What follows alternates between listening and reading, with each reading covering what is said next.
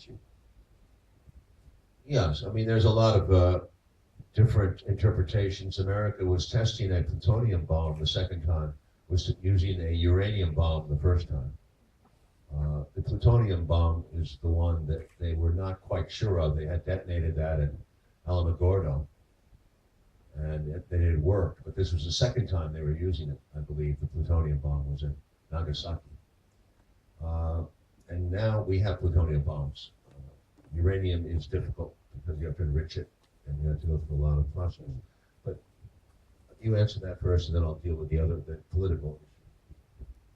Dice que déjame que lo traduzca para el resto de las personas que no entiendan inglés. Y luego damos paso al siguiente comentario. Dice que hay muchos mensajes o teorías controvertidas, diferentes versiones.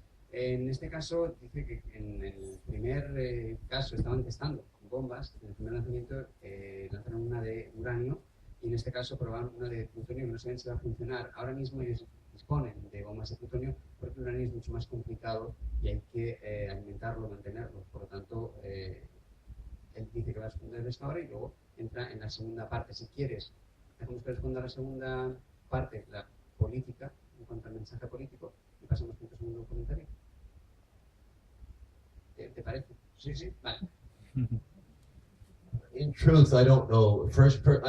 I don't buy the argument the first bomb could be justified. The second bomb was definitely a criminal action. I don't buy that. I think the first bomb was a tremendous statement and says everything you have to say.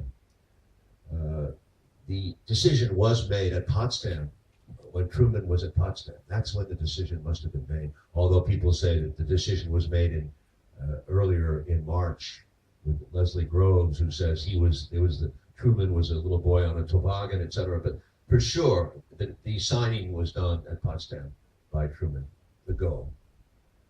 So at that point, they had decided very quickly after the war. Roosevelt had died in April. He met Molotov 2 weeks later. He was at odds with Molotov already. And here we are 2 months later.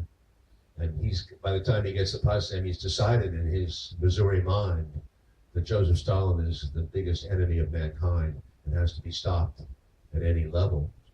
And you can see from his notes in the diary what a turnaround goes on at Potsdam. Churchill says, I've never seen such a change in Truman, from being this guy to being that guy. So I think the decision was made, and I think it was a hugely political one.